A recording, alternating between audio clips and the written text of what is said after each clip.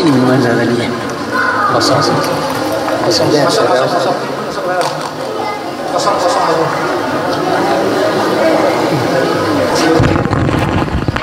Pada jamaah bisa mengisi sebelah kanan, kiri kanan. Nggih, masih kosong di kanan.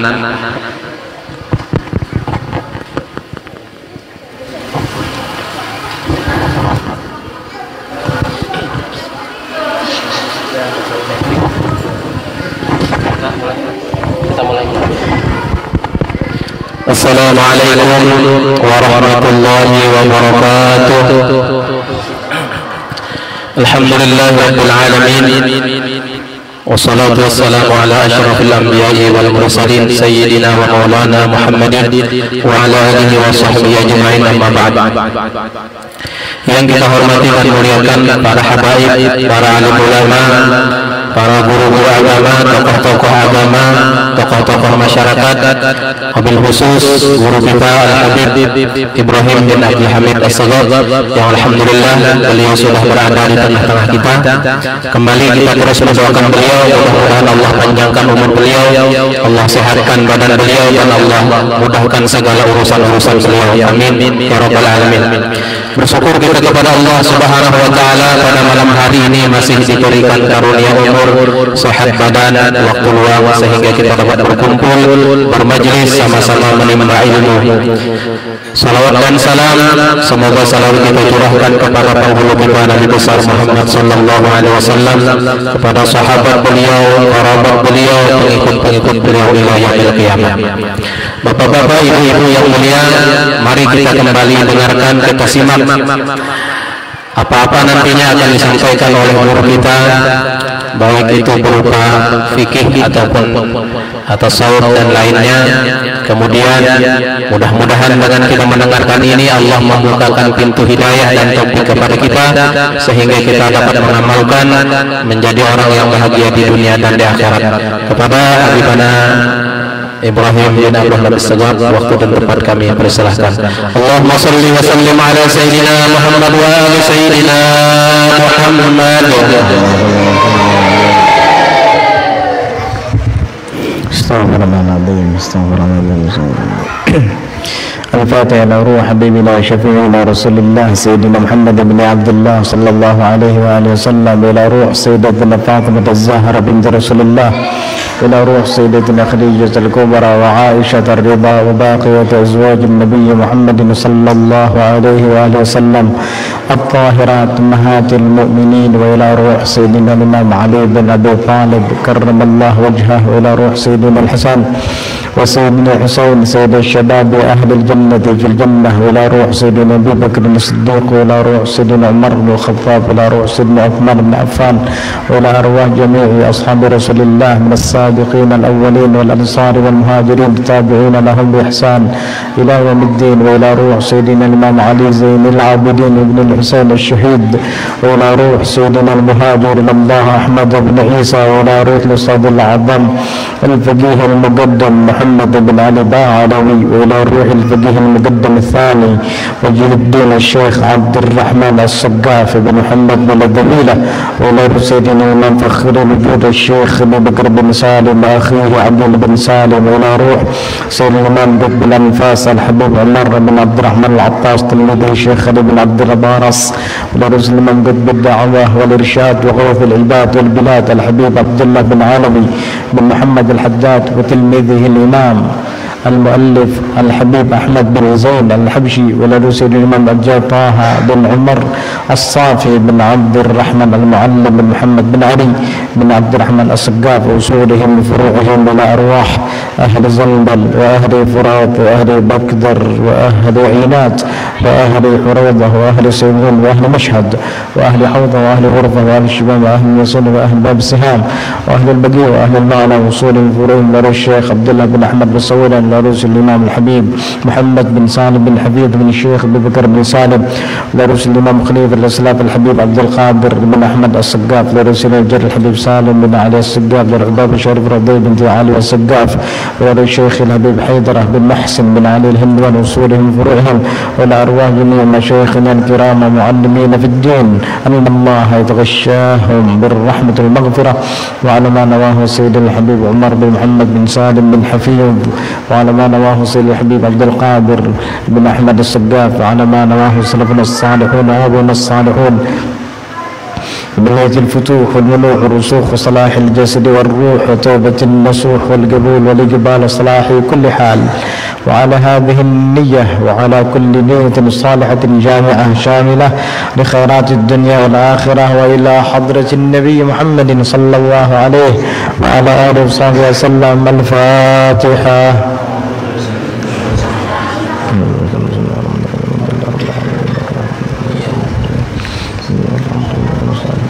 المستقيم صراط الذين أنعمت عليهم غير المغضوب عليهم ولا الضالين.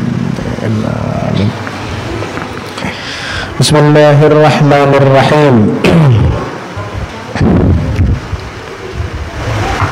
الحمد لله ذي الجلال والإكرام وصلى الله وسلم على خير الأنام سيدنا وحبيبنا وشفيعنا ومولانا محمد وعلى آله وصحبه البررة الكرام صلاة وسلاما دائمين متلازمين إلى يوم الزحام. اللهم صل وسلم على سيدنا محمد نورك الساري ومددك الجاري واجمعنا به في كل أطوارنا وعلى آله وصحبه ونور. أما بعد، نوينا التعلم والتعليم والتذكر والتذكير والنفع والاندفاع والإفادة والاستفادة والحث على التمسك بكتاب الله وسنة رسوله والدعاء إلى الهدى والدلالة على الخير ابتغاء وجه الله ومرضاته وقربه وثوابه سبحانه وتعالى.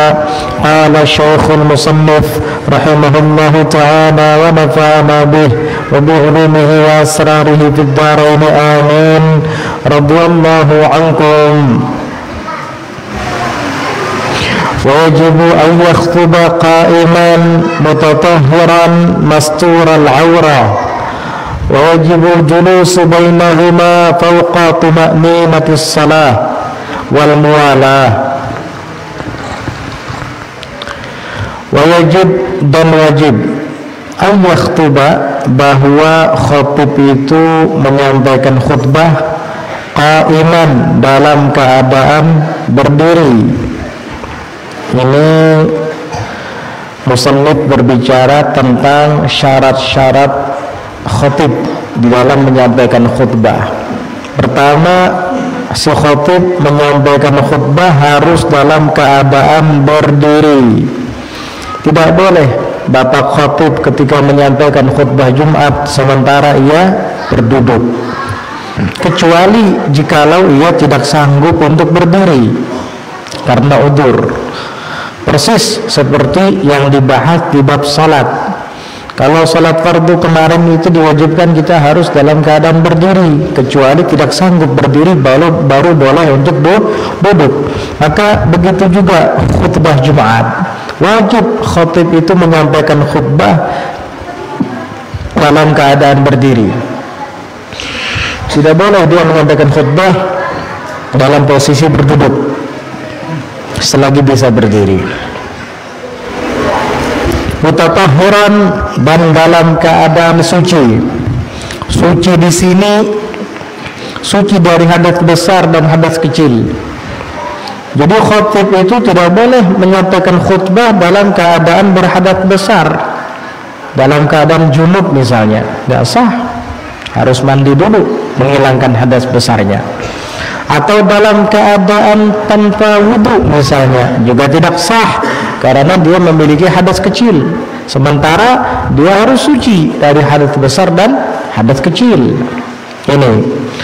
Kemudian suci dari najis. Di mana?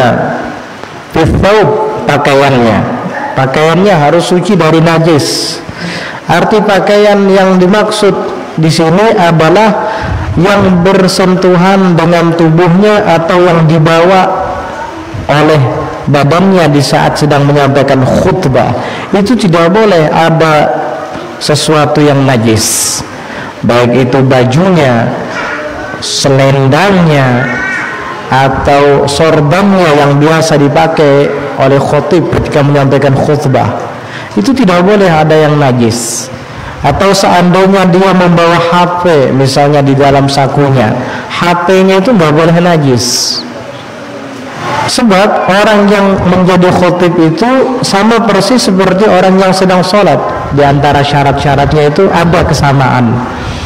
Nah itu tidak boleh ada najis di dalam pakaiannya. Demikian pula di badannya. Sehingga apabila badannya bernajis, wajib terlebih dahulu dia menghilangkan najisnya sebelum menyampaikan khutbah. Dan suci pula tempat khutbahnya, mimbarnya daripada najis. Maksud suci tempat khutbah dari najis adalah yang akan bersentuhan dengannya di saat ia berdiri di sana untuk menyampaikan khutbah. Itu tempat harus bersih dari najis. Kemudian mastural aurah, dalam keadaan tertutup auratnya. Aurat lelaki di dalam salat sama seperti aurat lelaki di dalam menyampaikan khutbah di hari Jumat, yaitu batasan mulai dari pusar hingga lutut. Kalau seandainya dia khutbah dengan celana pendek misalnya, ya nggak sah karena lututnya kelihatan. Atau dia khutbah pakai sarung tapi nggak pakai baju, namun pusarnya kelihatan di saat menyampaikan khutbah misalnya, nggak sah khutbahnya karena auratnya terbuka. Terus bagaimana kalau seandainya dia pakai sarung dari batasan pusar hingga lutut tertutup oleh sarungnya, tapi nggak pakai baju dia menyampaikan khutbah, sah nggak? Kalian tahu, silahkan, nggak apa-apa, sah-sah saja. Tapi nggak etis, kurang pantas dilihatnya. Ya kalau kita berbicara tentang sah atau tidaknya, jawabnya ya sah. Tapi masa khotib menyampaikan khutbah nggak pakai baju? Kan begitu ya. Jadi bahan tertawaan nanti. Walaupun secara fikih hukumnya sah, tetapi secara adab itu tidak baik. Begitu. Kemudian di antara syarat khatib yang menyampaikan khutbah itu pula adalah wajibul julusu bainahuma, dan wajib hukumnya duduk di antara dua khutbah. Berarti khutbah itu harus dipisah dengan duduk di antaranya. Tidak boleh khutbah itu terus berkelanjutan tanpa ada jeda. Wajib hukumnya duduk, kemudian lanjutkan berdiri untuk menyampaikan khutbah kedua. Jadi antara khutbah pertama dan khutbah kedua harus dijeda atau dipisah dengan duduk. Duduknya itu bagaimana dan kadar duduknya itu sampai berapa lama? Fauqa tuma'ninatis salah, di atas tuma'ninahnya salat. Kita kan setiap kali salat itu ada 4 rukun yang diwajibkan tuma'ninah. Dari ruku menuju i'tidal sebelumnya kita tuma'ninah dulu di dalam ruku. Dari i'tidal tuma'ninah lagi, sampai sujud tuma'ninah lagi, duduk antara dua sujud tuma'ninah lagi. 4 rukun di dalam salat kita diwajibkan untuk tuma'ninah. Apa sih tuma'ninah itu? Tuma'ninah itu adalah berhenti sejenak kadar mengucap subhanallah. Mengucap subhanallahnya itu pun tidak terlalu cepat dan tidak pula terlalu lambat, sedang-sedang sajalah. Nah, kalau kita di dalam tuma'ninah itu di dalam salat itu kadarnya adalah seperti mengucap subhanallah, tidak cepat dan tidak terlalu lambat, maka di dalam duduk antara dua khutbah itu tuma'ninahnya adalah di atas tuma'ninah salat, melebihkan sedikit daripada tuma'ninah salat. Para ulama menganjurkan agar jeda antara dua khutbah itu minimal. Anjuran ulama adalah kadar membaca Qul huwallahu ahad atau suratul Ikhlas. Itu minimal kadar membaca suratul Ikhlas, Qul huwallahu ahad. Dan sunnah bagi khatib untuk membacanya di saat duduk antara dua sujud itu. Ya. Mudah kan menyampaikan khutbah, nggak sulit. Rukunnya kemarin sudah kita pelajari. Syarat-syaratnya juga tidak jauh beda dengan syarat-syarat sholat.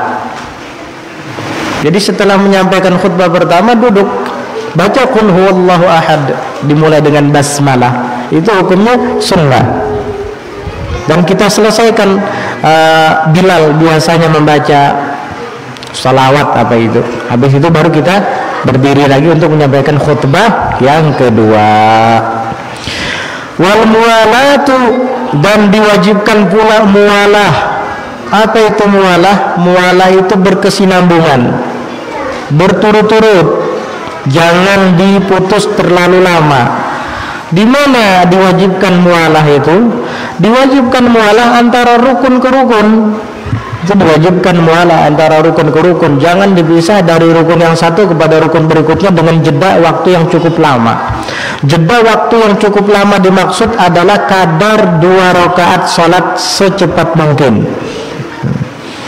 Dan mualah itu juga berlaku antara 2 khutbah. Artinya ketika kita duduk sebelum melanjutkan kepada khutbah yang kedua, tadi diwajibkan agar berhenti lebih daripada tuma'ninah salat dan dianjurkan untuk membaca Qul huwallahu ahad. Tapi dia malah santai. Sudah saatnya berdiri malah dilama-lamakan sama dia. Kalau seandainya dia melaksanakan salat 2 rakaat secepat mungkin, itu mungkin cukup batasan waktunya, batal khutbahnya, ulang dari awal. Karena diwajibkan mualah. Ya.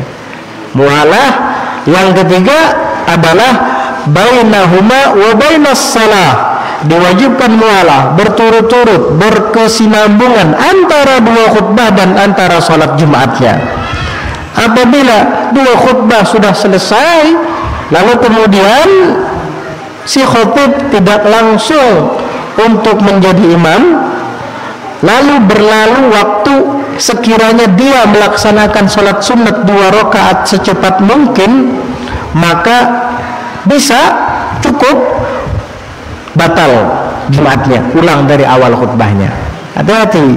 Makanya kalau sudah selesai dari khutbah, siapa yang tugas jadi imam? Kalau sebenarnya ya si khatib itu sendiri yang afdal jadi imam. Kalau seandainya dia ingin menyuruh orang lain, silahkan. Berarti orang lain itu mendapat mandat, mendapat perwakilan dari si khatib, nggak apa-apa. Tapi ingat, jangan dorong-dorongan. Kamu aja, kamu aja, kamu aja, kamu aja, kamu aja. Setengah jam kayak gitu misalnya. Putus, ulang lagi dari awal. Ya, begitu. Jangan terlalu lama, karena diwajibkan mualah. Jadi mualah ini berlaku antara rukun ke rukun. Bagaimana Bib kalau seandainya setelah wasiat takwa si khatib ini menyampaikan khutbah dengan bahasa setempat? Indonesia misalnya, kalau di Indonesia bahasa Melayu, kalau di Malaysia misalnya, lalu ceramahnya itu panjang lebar, apakah itu dianggap memutus mualah? Jawabnya, selama isi kandungan ceramah itu tidak menyimpang daripada mengajak takwa, walaupun dengan bahasa-bahasa lain, tidak harus mesti bahasa takwa, yang penting isinya mengajak berbuat baik, mengerjakan perintah Allah dan mencegah dari perbuatan mungkar. Itu selama indeks khutbah seputar itu tidak dianggap memutus mualah. Tapi kalau indeks isi kandungan khutbah sudah melenceng daripada hakikat takwa, putus, bisa basah nanti khutbahnya itu. Sekarang sudah menjelang pemilihan umum, maka pilihlah hak masing-masing. Ini bukan kampanye, ini khutbah malah kampanye. Nggak boleh itu, bisa mengutus khutbah. Paham? Mualah. Nah itu di antara syarat-syarat khutbah yang disebutkan di kitab ini. Ada lagi yang tidak disebutkan di sini. Di antaranya adalah wa an yasma'ahal arba'un. Hendaknya khutbah itu didengar oleh 40 orang. Berarti termasuk si khatib. Jadi yang diperdengarkan oleh khatib itu adalah 39 orang minimal, termasuk dirinya. Nah, sekarang yang menjadi pertanyaan, apakah khatib wajib mendengar khutbah yang disampaikannya? Apakah cukup makmum saja yang mendengarkan khutbah yang disampaikannya? Artinya, khatib menyampaikan khutbah, semua pendengar yang ada di depannya jumlahnya 39 mendengar khutbah yang disampaikannya, khatib sendiri tidak mendengar. Sah nggak itu? Bisa nggak terjadi seperti itu? Khatib menyampaikan khutbah, semua yang di depannya mendengar, 39 orang, dan dia yang ke-40 tidak mendengar.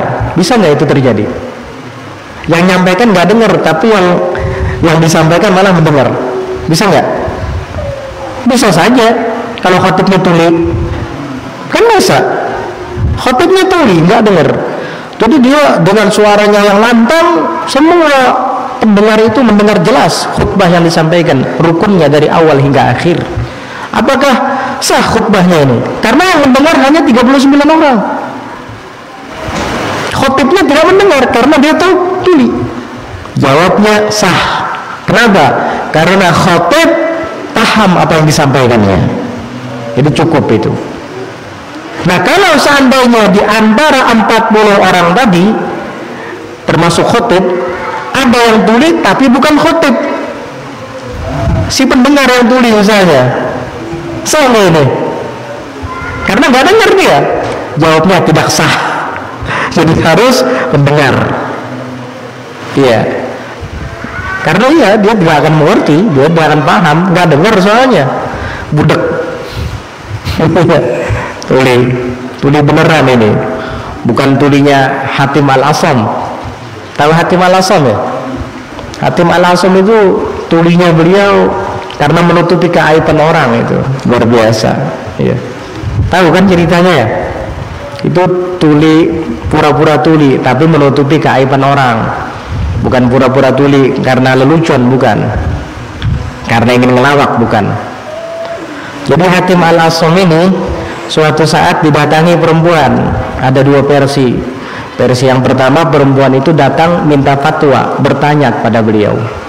Jadi perempuan itu datang kepada Sayyidina Hatim Al-Asam. Kata perempuan itu, dia bertanya tentang agama kepada Hatim Al-Asam. Ketika dia menyampaikan pertanyaannya secara spontan, tidak sengaja, tiba-tiba perempuan tadi kentut. Bayangkan perempuan kentut di depan lelaki, malunya luar biasa kan? Maka kentutnya bukan sembarang kentut, melibung betul kentutnya. Wah, itu perempuan langsung malu, merah mukanya. Hatim Al-Asam paham, ibu-ibu ini malu. Akhirnya kata Hatim Al-Asam, maaf bisa diulang pertanyaannya, kurang jelas saya nggak dengar.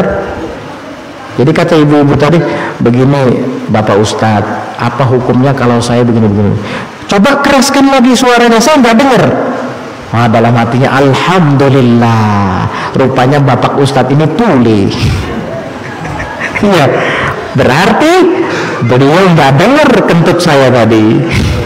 Padahal mendengar jelas melibung.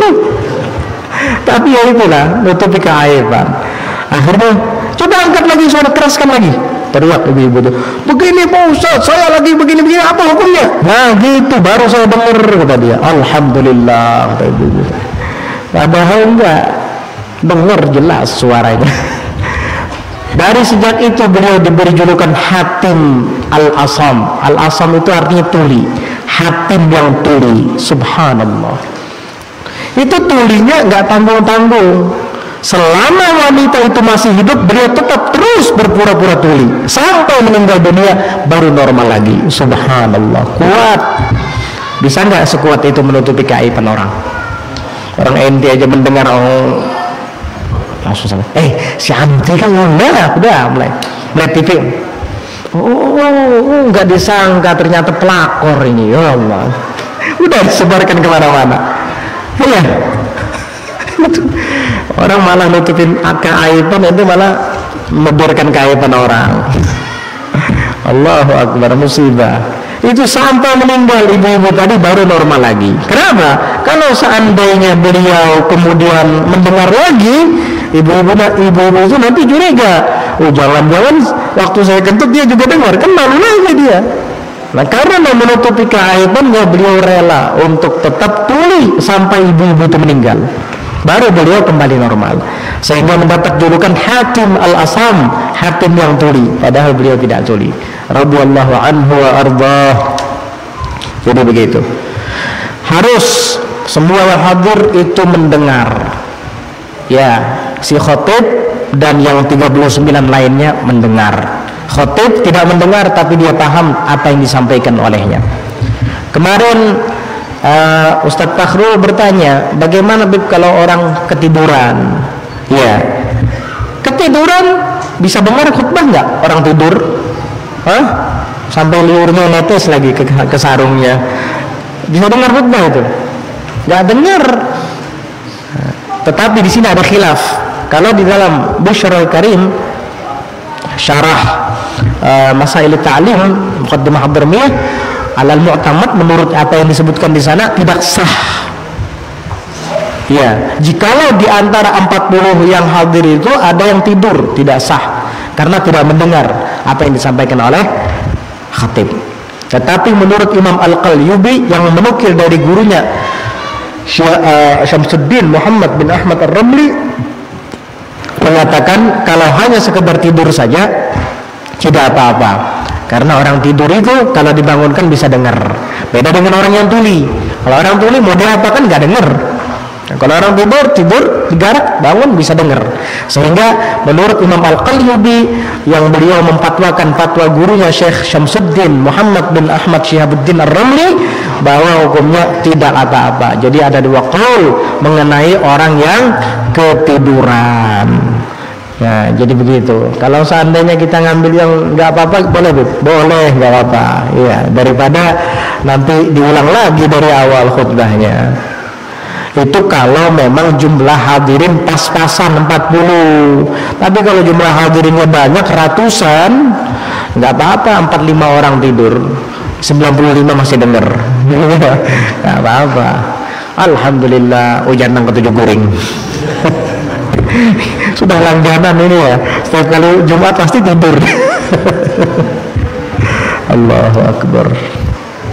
Dan diantaranya juga yang tidak disebutkan di sini, wa an takuna bil arabiyah, dan hendaknya khutbah itu disampaikan dengan berbahasa Arab. Maksudnya apa? Rukun-rukunnya harus dengan berbahasa Arab. Saya di tempat saya, di masjid saya, Bapak Khotib menyampaikan khutbah dengan bahasa Banjar atau bahasa Indonesia. Itu yang disampaikan dengan bahasa Indonesia namanya wa'zun atau mau'izah, nasihat. Nggak apa-apa. Yang penting tadi selama nasihat itu tidak melenceng daripada perihal ketakwaan kepada Allah. Tapi kalau sudah merambat kemana-mana, bahkan nggak nyambung lagi sudah, bisa putus nanti khutbahnya. Paham? Begitu.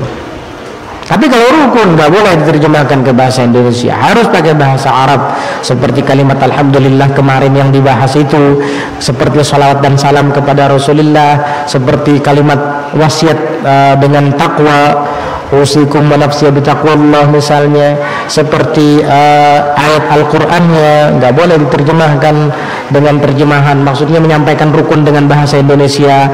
Begitu juga dengan doa misalnya, harus dengan bahasa Arab kalau rukun. Kalau yang bukan rukun nggak apa-apa bahasa selain Arab.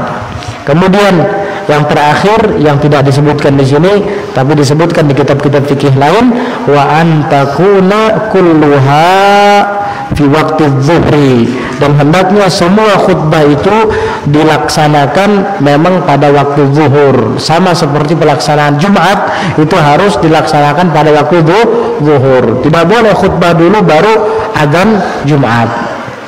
Artinya belum masuk waktu zuhur sudah nyampaikan khutbah Jumat, itu tidak sah. Harus masuk waktu zuhur dulu, sebagaimana disyaratkan pelaksanaan sholat Jumat itu juga harus masuk waktu zuhur dulu. Maka khutbah juga begitu. Dan jangan sampai keluar dari waktu zuhur, yakni masuk waktu asar. Nah itu syarat-syarat khutbah. Paham ya? Kemudian Setelah selesai melaksanakan salat Jumat, khutbah sudah disampaikan oleh khatib. Dan ingat, kalau khutbah sudah disampaikan, maka jangan lama-lama jeda antara khutbah dan salat Jumatnya. Yaitu tadi, kalau memang si khatib menyerahkannya kepada orang lain, maka yang diserahkan tersebut kalau memang siap langsung saja maju, nggak usah dorong-dorongan. Ya kalau dorongan dikit-dikit nggak apa-apa lah. Pemanesnya, oh, kamu aja, ayo, oke, maju. Tapi kalau kamu sampai 5 menit aja, batal itu, ulang dari awal. Karena dalam 5 menit kita bisa sholat sunat 2 rakaat nggak? Wah, lebih. Iya, mungkin 2 menit aja bisa sholat sunat 2 rakaat itu mungkin. 3 menit lah anggap. Nah, jadi jangan dorong-dorongan. Ya, kalau dorong-dorongan yang biasa-biasa saja nggak apa-apa. Baik, nggak apa-apa. Kamu, wah, sampai 5 menit kayak gitu, batal itu, ulang dari awal nanti. Paham ya? Kemudian setelah dia melaksanakan sholat Jumat, di dalam sholat Jumat itu seperti biasa niatnya, usalli fardal Jum'ati rak'ataini mustaqbilal qiblati ma'muman lillahi ta'ala. Kalau imam, imaman lillahi ta'ala.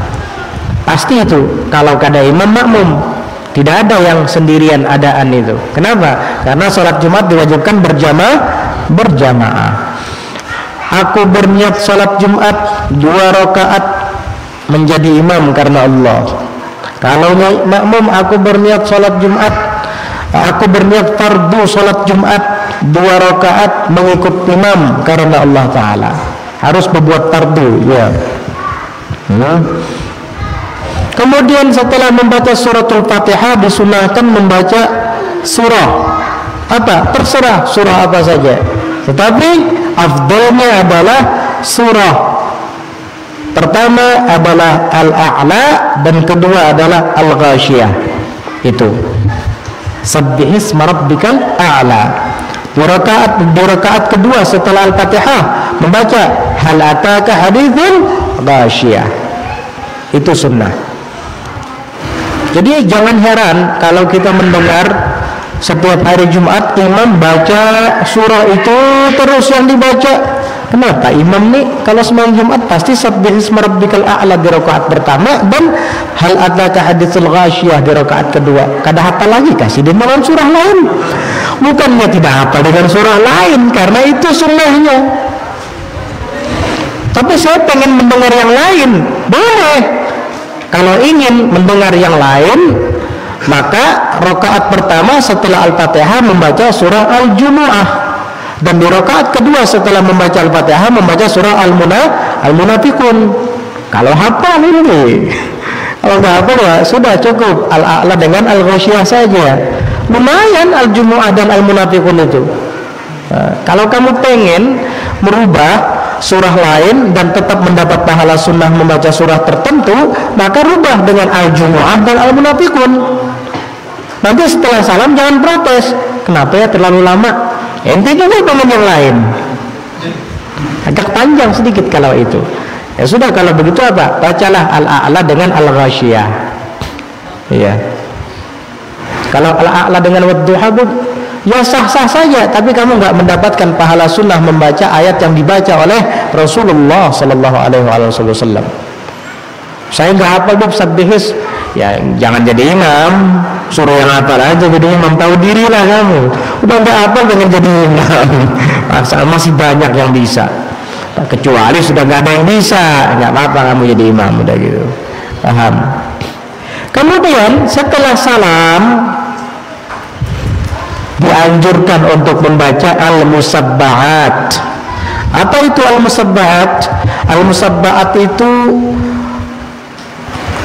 Al-Fatihah 7 kali, Al-Ikhlas Qul huwallahu ahad 7 kali, Al-Falaq 7 kali, An-Nas 7 kali. Itu disebut dengan al-musabbahat. Baca 7 kali. Bismillahirrahmanirrahim. Alhamdulillahi rabbil alamin.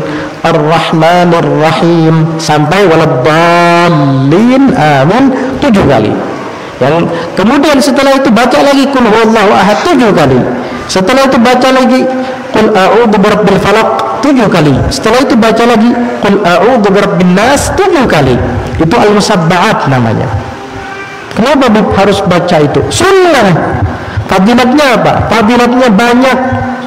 Di antaranya orang yang membaca itu 7 kali maka akan diampuni dosanya yang telah lalu dan akan datang.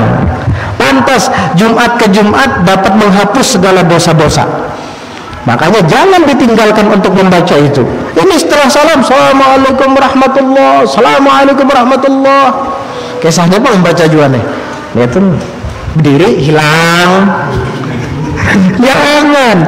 Coba baca itu 7 kali. Ibu-ibu nanti suaminya kalau pulang lebih cepat dari yang lain berarti nggak baca itu. Iya, kasih tahu nanti, Pak, saya dengar di pengajian katanya kalau baca itu 7 kali fadilatnya besar. Kok Bapak pulang duluan daripada yang lain? Iya. Berarti Bapak suami ibu nggak baca tuh berarti. Orang lagi baca suami ibu pulang. Apalagi imam belum salam suami ibu udah pulang. Nggak sholat Jumat itu. Ingat itu ya. Baca 7 kali. Itu satu. Dosa yang telah lalu dan yang akan datang diampuni.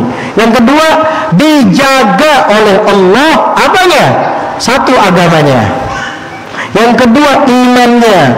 Yang ketiga, hartanya. Yang keempat, keluarganya. Termasuk bini-bini di rumah dijaga sama Allah selama 1 minggu. Nanti Jumat nanti baca lagi, dijaga lagi selama 1 minggu.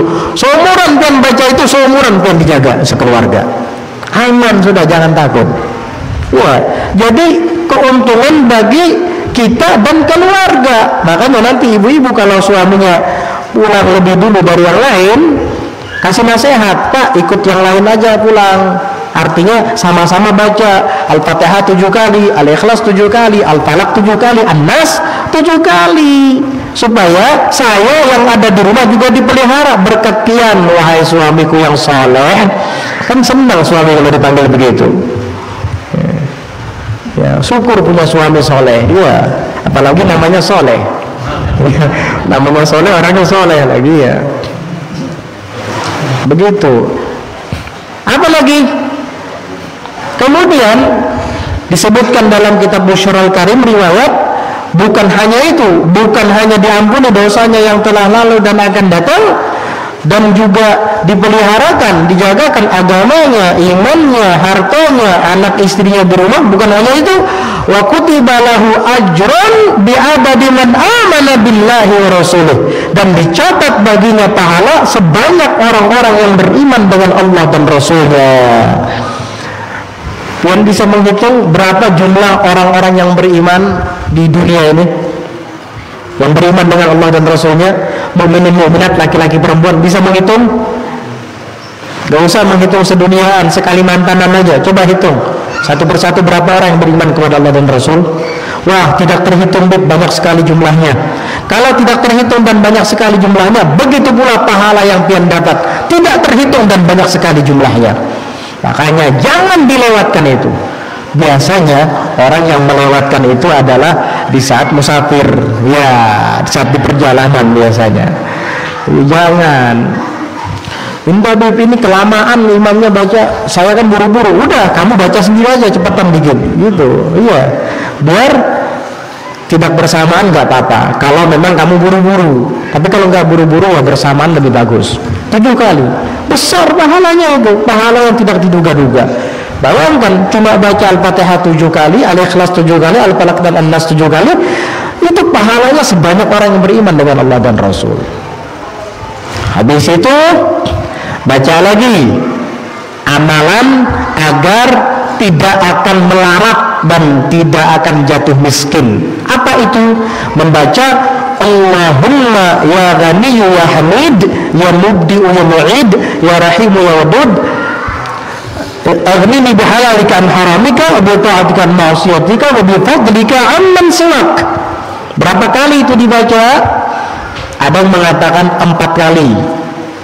Menurut yang di dalam kitab hasyiah fikih seperti hasyiah Syekh Ibrahim Al-Bajuri, hasyiah I'anatul Talibin, hasyiatul Kurdi, Alal Minhajil Qawim, itu dibacanya 4 kali.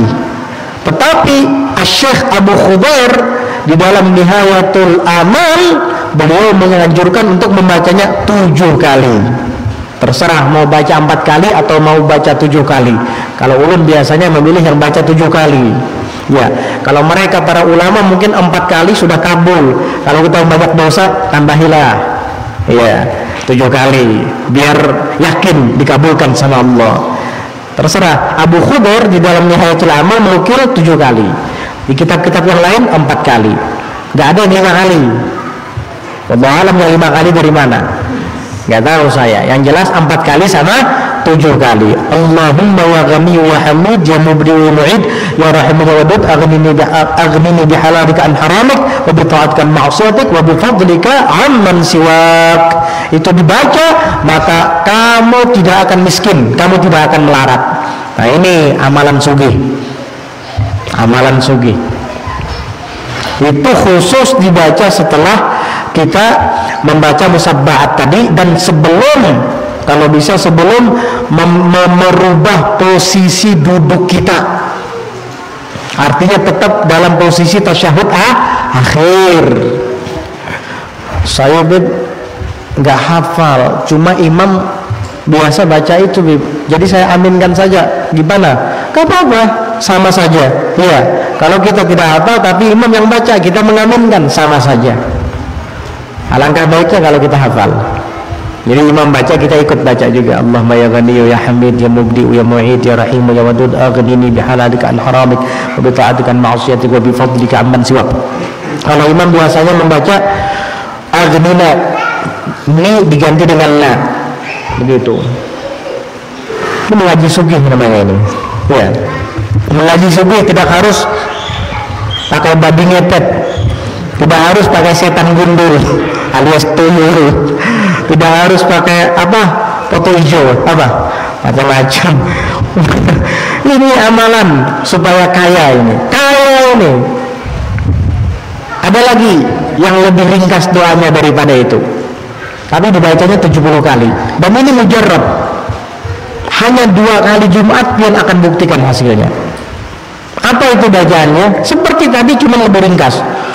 Allahumma ya ghani wa hamid aghnini bihalalika an haramik wa bi fadlika amman siwak. 70 kali.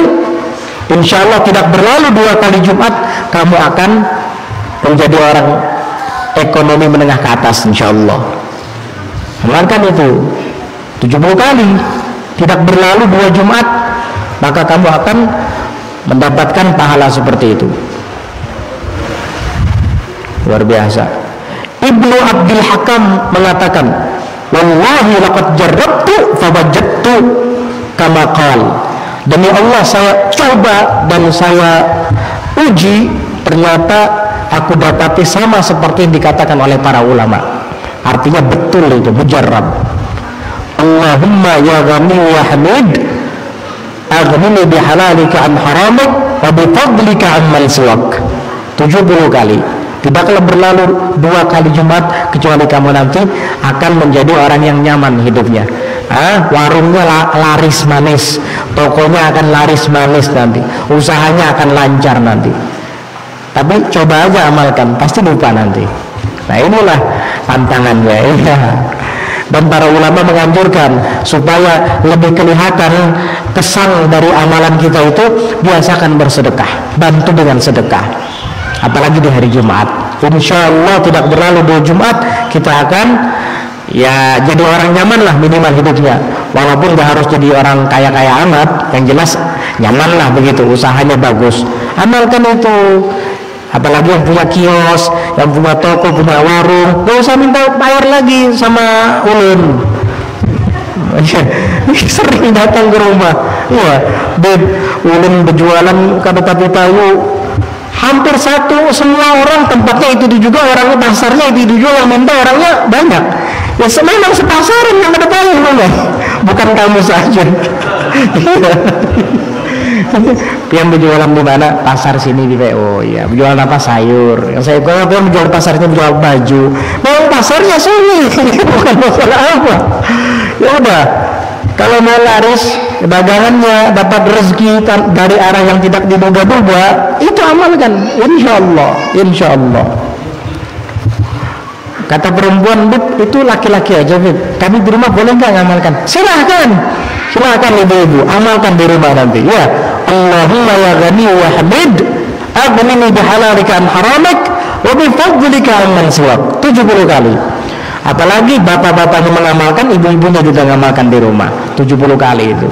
Habis sholat Jumat, insya Allah tidak akan berlalu 2 Jumat kecuali dagangan pian laris. Wah, ini sudah saya uji, kata Syekh Ibnu Abdul Hakam, dan aku dapati ternyata memang betul, mujarrab. Amalkan itu. Orang ini doa hebat, ya, menyebut nama Allah yang maha kaya, lagi maha terpuji. Kita puji Allah dengan menyebut namanya yang maha kaya. Kita puji Allah dengan menyebut zatnya yang maha terpuji. Minta dikayakan dengan yang halal daripada yang haram, dan minta dikayakan dengan karunia-Nya, anugerahnya daripada karunia selainnya daripada makhluk. Jadi hanya meminta karunia Allah, bukan karunia makhluk. Insya Allah diberi sama Allah. Apalagi 70 kali kita baca dengan sungguh dan khusyuk dalam hati kita, kabul insya Allah. Kemudian setelah selesai daripada itu, biasanya kan baca istighfar seperti selesai sholat itu. Astaghfirullahaladzim alladzi la ilaha illa huwal hayyul qayyum wa atubu ilaihi 3 kali. Wa asyhadu an la ilaha illallah wa la syarika lah, ilahun wahidun rabban syahidan wa nahnu lahu muslimun 4 kali. Setelah itu doa biasanya ya. Habis doa jangan tidak ikut baca bersama jamaah 2 bait syair, ilahi lastu lil firdausi ahla wa la aqwa ala naril jahimi fahabli taubatan waghfir dhunubi fa innaka ghafurudz dzambil azim. Berapa kali itu dibaca? 5 kali. Kata Syekh Abdul Wahab Asy-Sya'rani radhiyallahu anhu wa qaddasa ruhah, kata beliau, man qara'a hadainil baitaini ba'da salatil jum'ah mata 'alal Islam bila syak. Barang siapa yang membaca 2 bait ini setelah salat Jumat, tawaffahullahu 'alal Islam bila syak, Allah akan matikan dia, wafatkan dia dalam keadaan Islam, tidak diragukan lagi. Jadi pasti dijamin mati dalam keadaan Islam. Yang jelas dulu dalam keadaan kafir dulu kan, dalam keadaan Islam, dan insya Allah husnul khatimah. Berapa kali itu dibaca? 5 kali. Pantas mulai bahari lagi ulun kenanakan orang tua membacaan itu, ilahi lastul firdausi ahla wala aqwa ala maril jahimi fahabli taubatan waghfir dhunubi fa innaka ghafurudz dzambil azimi. Ya, walaupun kadang-kadang baca jambil ya, artinya ajimi gitu. Ya, karena dia cuma menghafalkan saja, tidak melihat hurufnya. Ya, wala aqwa ala nari jahimi fahabli taubatan waghfir dhunubi fa innaka ghafurudz jambil ajimi. Gak tahu hurufnya zal sama jim, gak bisa bedakan. Kenapa? Karena dia hanya mendengar dan menghafalkan, tidak melihat hurufnya. Atau memang gak bisa ngaji, kasihan. Alhasil dia masih mau baca daripada kita nggak mau baca. Ya, itu tidak diragukan, kata Syekh Abdul Wahab Asy-Sya'rani, orang tersebut meninggal dalam keadaan Islam. Apalagi sekarang di akhir zaman, wah, banyak orang-orang yang ingin melunturkan iman kita, Islam kita dari dalam hati kita. Baru kemarin hari Senin itu saya dikasih sama teman saya selebaran, itu diedarkan di daerah-daerah tertentu yang ada keramaiannya, itu diedarkan selebaran, dikasih ke saya. Ada dua versi ya, versi buku gitu. Satunya buku yang nggak tebal, hanya beberapa halaman. Kemudian yang satunya lagi hanya selembar kertas. Isi yang pertama membahas tentang sholawat. Saya pikir membahas tentang keutamaan sholawat. Justru isinya menghina Nabi Muhammad SAW. Dia bilang Nabi Muhammad itu tidak punya tidak punya jaminan bahwa dia selamat di akhirat. Makanya dia minta sama umatnya untuk dibacakan salawat setiap hari. Coba lihat Nabi Isa Al-Masih. Nabi Isa Al-Masih dia yang menyelamatkan umatnya. Loh, saya begitu baca langsung paham ini kristenisasi. Ya, terus dia bawa hadis-hadis pakai dalil, tapi nggak nyambung semua dalilnya. Ya wajar orang Kristen bicara tentang Islamnya pasti salah. Iya. Kemudian versi kedua lagi saya baca. Logiskah agama Islam itu? Di bawahnya ada footnote-nya. Apa isinya? Untuk kalangan sendiri. Tapi kenapa disebarkan untuk kalangan sendiri? Ini maksudnya kalau ketemu dituntut, kan sudah saya tulis untuk kalangan sendiri, maksudnya begitu. Tapi disebar di daerah-daerah orang Islam, di tempat-tempat orang Islam. Nggak tahu, mungkin di Simpang 4 juga ada mungkin itu. Simpang 4 sini, di daerah saya kena di Kintab Pura situ. Dikasih tahu. Saya lihat. Akhirnya ujung-ujungnya dia bilang orang yang mengatakan Allah Ta'ala itu hanya orang bodoh. Ya, Allah Ta'ala itu ada hanya orang bodoh. Subhanallah. Kristenisasi. Pakai ayat Quran, tapi semua dalilnya nggak ada yang nyambung semua. Iya. Kalau pian yang temukan itu, ulun tidak khawatir, karena pian ini adalah orang-orang yang suka menuntut ilmu di majelis-majelis ta'lim. Ulun nggak khawatir kalau pian-pian yang temukan itu, paling pian sobek, paling pian ketawakan. Tapi bagaimana dengan saudara-saudara kita yang tidak pernah duduk di majelis? Bagaimana dengan saudara-saudara kita yang tidak pernah disentuh agamanya? Baca itu mungkin bisa saja terpengaruh. Kalau pian yakin nggak mungkin terpengaruh. Mereka yang tidak punya guru, tidak punya tempat untuk bertanya, tidak punya pegangan, tidak pernah hadir majelis, bisa saja kan terpengaruh.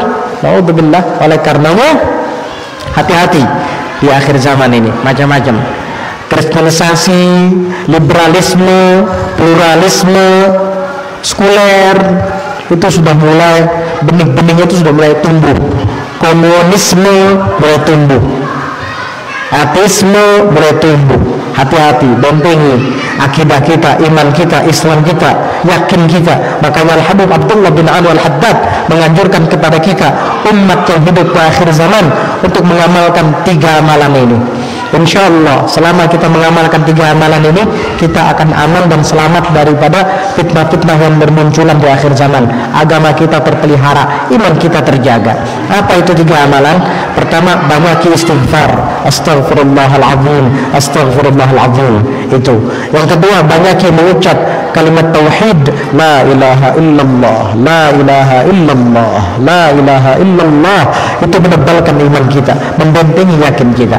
Kemudian yang terakhir, yang ketiga adalah memperbanyak untuk mengucap salawat dan salam kepada Rasulullah sallallahu alaihi wa ala alihi wa sahbihi wasallam. Kita tahu semua fadilat dan keutamaan membaca salawat dan salam kepada Nabi sallallahu alaihi wasallam. Bahkan Ibnu Ajibah mengatakan, apabila nanti kamu hidup di akhir zaman dan kamu sulit untuk menemukan seorang syekh yang murabbi, seorang guru yang betul-betul mendidik kamu, seorang guru yang betul-betul membimbing kamu, kalau kamu tidak menemukan itu, maka cukup kamu memperbanyak untuk membaca salawat dan salam kepada Rasulullah sallallahu alaihi wasallam. Insyaallah kamu akan terbimbing dan terhindar dari kesesatan. Bayangkan, sampai-sampai Ibnu Ajibah mengatakan salawat dan salam kepada Nabi itu bisa saja menggantikan posisi guru yang murabbi, yang bisa membimbing kita. Itu kalau di akhir zaman kita tidak mendapati seorang syekh yang bisa mendidik dan membimbing kita. Ya, tapi selama masih ada guru, ada syekh yang bisa mendidik, membimbing dan menuntun kita ke jalan Allah, alhamdulillah, bersyukur kita kalau masih ada guru-guru yang seperti itu. Mudah-mudahan Allah istiqomahkan hati kita, Allah Subhanahu wa taala ikhlaskan niat kita, dan Allah Subhanahu wa taala peliharakan iman, yakin dan agama kita, juga kerabat, keluarga, sanak saudara dan handai tolan kita, para tetangga-tetangga kita dan seluruh umat muslimin muslimat di dunia. Amin Allahumma amin. Wallahu a'lam bishawab. Insyaallah kita lanjutkan dengan pembahasan berikutnya pada pelajaran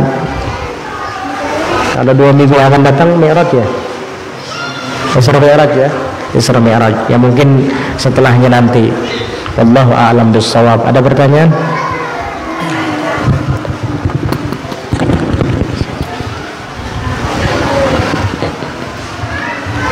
Assalamualaikum warahmatullahi wabarakatuh. Waalaikumsalam warahmatullahi wabarakatuh. Dulu pas bujangan pernah mengambil barang orang dan membuangnya, sedangkan orang tersebut tidak kita kenal sampai sekarang.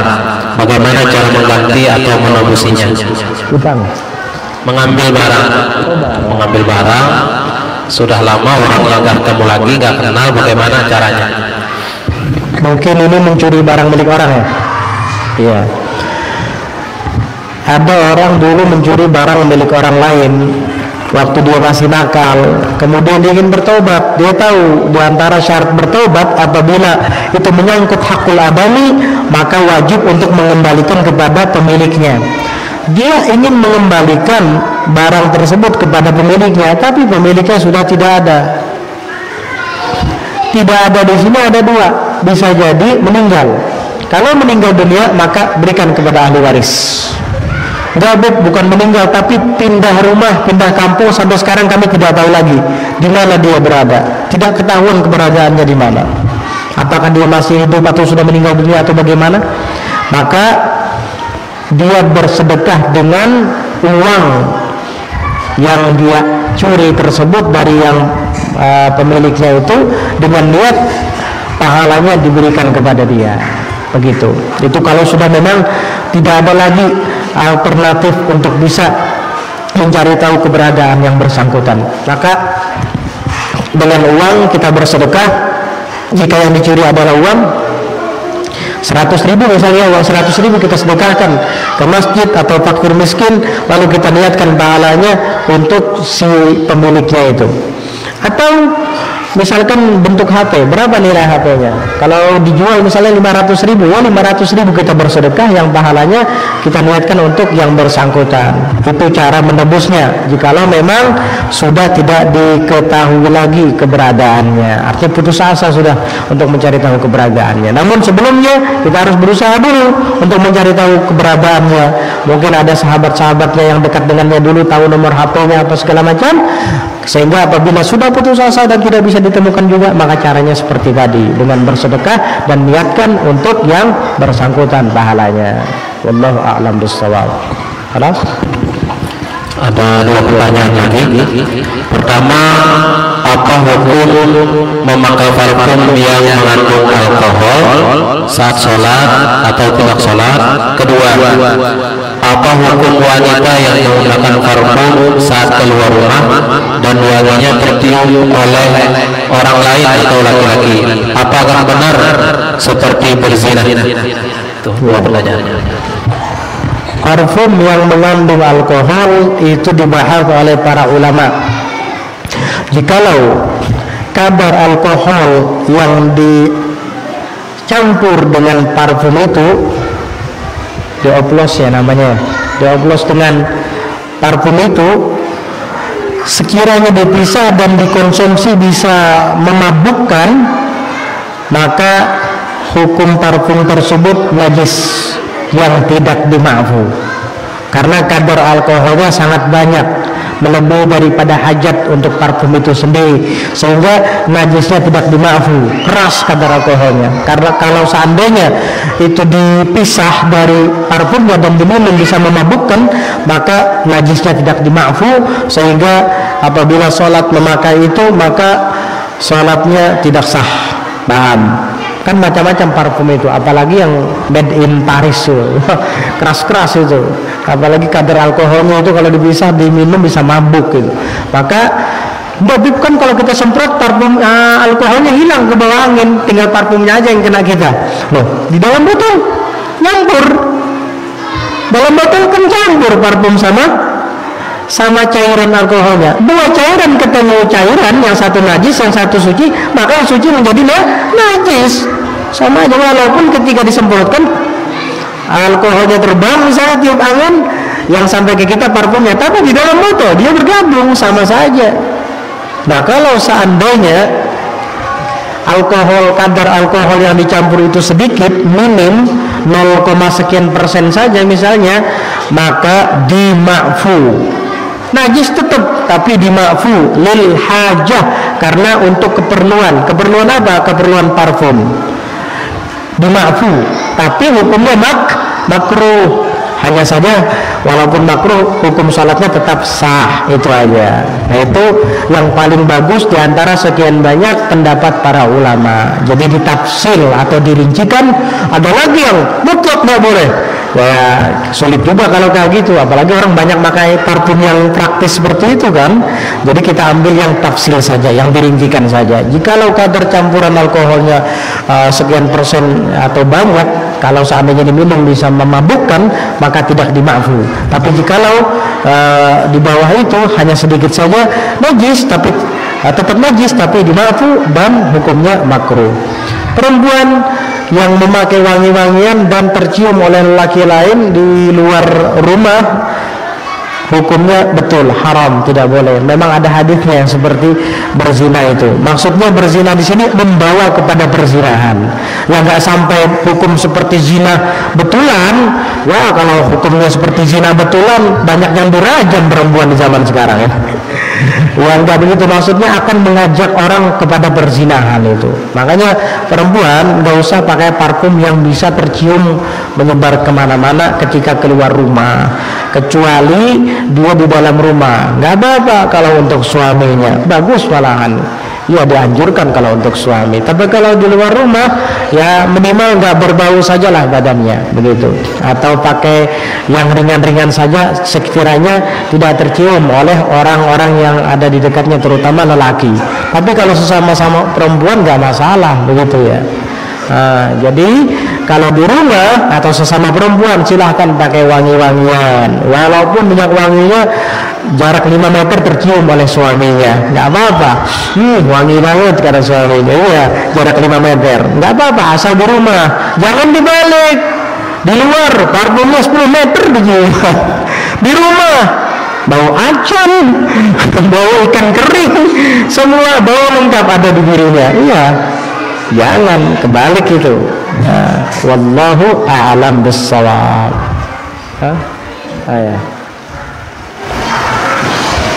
Assalamualaikum warahmatullahi wabarakatuh. Ada ini sebenarnya saran. Ada teman istrinya lagi sakit, terus pergi ke seorang ustadz atau yang sepuh, terus dikasih jimat, masih jimat. Nah, apa itu nggak termasuk musyrik itu? Nah, ada orang sakit, mungkin sakitnya ini gangguan ya, mungkin gangguan jin atau makhluk halus, lalu dikasih azimah, apakah itu dihukumi syirik? Ya enggak bisa langsung kita hukumi syirik. Kenapa?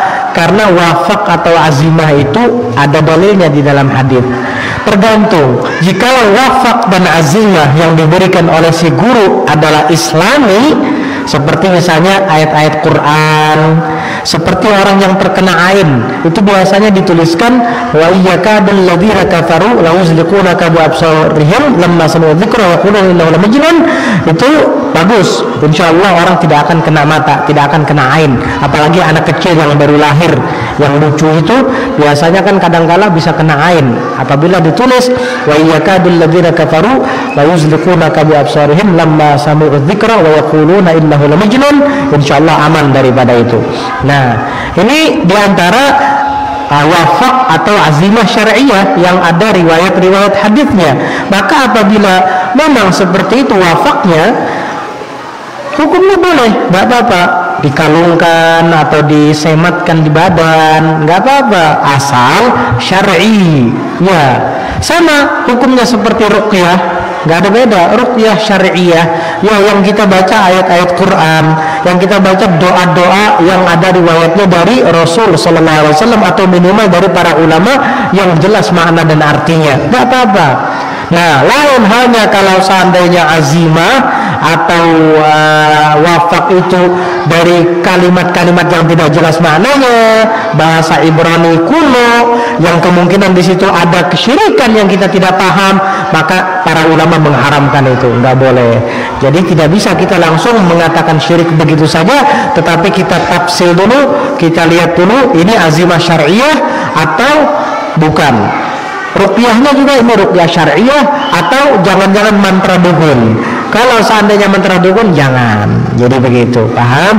Karena di dalam agama ada juga istilah apa namanya wafak itu. Di antaranya riwayat Abu Dujana. Abu Dujana pernah dulu mengadukan kepada Nabi tentang Umarul Bait, yaitu penjaga rumah. Jadi di rumahnya ini banyak penjaganya, penunggunya dari bangsa jin. Itu disebut dalam bahasa Arab Umarul Bait. Umarul Bait itu orang-orang yang menghuni rumah kediaman, apalagi lama tidak dihuni penghuninya biasanya. Lalu Sayyidina Abu Dujana bertanya kepada Rasulullah SAW, maka Rasulullah menyuruh Sayyidina Ali untuk mengambil dawat dan menulis. Sedangkan Rasulullah ketika itu mengucapkan kalimat. Ada di situ wafak Abu Dujana, namanya lumayan panjang. Pokoknya di situ ada kalimat Rasul mengusir mereka itu apa namanya idhabu ila abadatil awthan alladzina ya'buduna min dunillah ila akhir daripada risalah. Akhirnya apa? Disuruh oleh Rasulullah kepada Abu Dujana untuk menempelkannya di rumahnya. Nah, ini bahagian dari wafak, tapi wafak syar'iyah, ya azimah atau tamimah syar'iyah.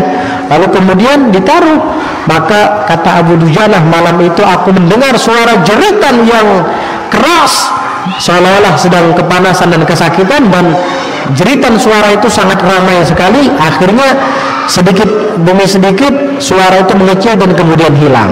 Nah itu ada wafaknya, itu wafak Abu Dujana namanya itu. Ada riwayatnya. Allahu a'lam bis-shawab. Jadi begitu ya, jangan main-main syirik-syirikan. Orang mengucap 2 kalimat syahadat disyirikkan sama dia. Terus siapa lagi yang mukmin? Dikit-dikit syirik. Ini yang dituduh syirik, dia hari-hari membaca asyhadu an la ilaha illallah wa asyhadu anna muhammadar rasulullah. Yang dituduh syirik. Enak aja. Emang mudah mensyirikkan orang? Agama itu tidak selebar daun kelor. Itu mungkin belum dapat dalilnya, cari dulu baru komentar, begitu. Iya. Kadang-kadang ada yang seperti dikit-dikit syirik. Nah, lain kalau halnya azimat datangnya dari mana? Dari dukun yang nggak mandi-mandi itu. Iya, sampai leher bajunya kerah bajunya kuning. Iya. Itu bau kejunya tuh keciuman 2 meter, 3 meter keciuman udah. Apa namanya itu nggak mandi-mandi? Kopiahnya ketahimanan. Itu, wah itu seneng orang datang ke situ tuh, wali gitu ya, wali, dukun bilang wali, kasih ajimat, kasih macam-macam, ya jangan kalau kayak gitu, jangan. Apalagi non muslim, jelas-jelas bukan orang Islam, berobat ke Dayak, apa nggak ada lagi orang muslim yang bisa ngurukyah, kan begitu. Kita nggak menghina orang Dayak nama suku. Kita tidak menghinanya, tetapi kamu yang salah. Orang Dayak kalau didatangi minta obat, ya diobati sama dia. Kamu yang salah. Kenapa orang Dayak yang didatangi? Kamu kan orang Muslim. Ya kalau kamu keharingan seperti dia silahkan. Ba'duhum min ba'din, sama. Ini kamu Muslim berobat dengan dukun yang non-Muslim. Ya akhirnya dibawakannya rantai babi. Ya tuas, jangan salahkan Dayaknya. Kamu yang harus disalahkan. Kenapa? Dia tidak buka praktek buat kamu orang Islam, tapi kamu yang datang ke sana yang salah. Iya. Kalau Dayaknya siapa yang datang saya obati kata dia. Begitu, paham? Wallahu a'lam bis-shawab. Dah ya. Al-Fatihah bil qabul wa tamam kulli sunna wa hadrat Rasul Abu Bakar Muhammad sallallahu alaihi wa ala alihi wasallam. Al-Fatihah.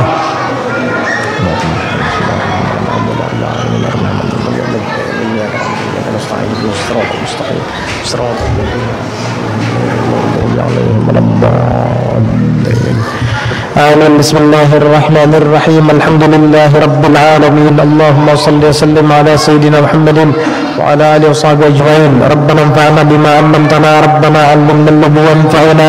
ربنا فقهنا وفقه أهلنا وقرابة لنا في ديننا مع أهل القدر أنت وذكر.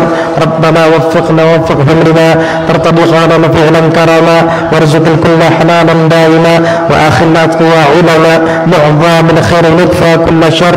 ربنا واصلح لنا كل الشؤون وأقر برضا منك العيون واقض عنا ربنا كل الديون قبل أن تأتي على رسول المنون واغفر واستر أنت أكرم من ستر وصلاة الله تغشى المصطفى من والحق دعانا والوفاء بكتاب فيه للناس شفاء وعلى الآل الكرام الشرفاء وعلى الصحب المصابيح الغرر اللهم اهدنا بهداك واجعلنا ممن يسارع في رضاك ولا تولنا وليا سواك ولا تجعلنا ممن خالف أمرك وعصاك وصلى الله على سيدنا محمد وعلى آله وصحبه وسلم اللهم بارك لنا في رجب وشعبان وبلغنا رمضان وأعنا فيه على الصيام والقيام وعلى تلاوة القرآن برحمتك يا رحيم يا رحمن وصلى الله على سيدنا محمد النبي الأمي وعلى آله وصحبه وسلم سبحان ربك رب العزة عما يصفون وسلام على المرسلين والحمد لله رب العالمين. Alhamdulillah, terima kasih kita ucapkan kepada guru kita Al-Habib Ibrahim yang telah menyampaikan ilmu-ilmu khusus tentang salat Jumat dan juga memberikan nasihat-nasihat kepada kita, juga ditambah dengan amal-amalan selesai salat Jumat dan juga amalan-amalan akhir zaman, yaitu memperbanyak membaca istighfar, kalimat tauhid dan salawat kepada Rasulullah sallallahu alaihi wasallam. Mudah-mudahan apa-apa yang beliau sampaikan dapat kita amalkan. Amin ya rabbal alamin. Demikian acara kita pada malam hari ini. Salah hilang mohon maaf. Assalamualaikum warahmatullahi wabarakatuh.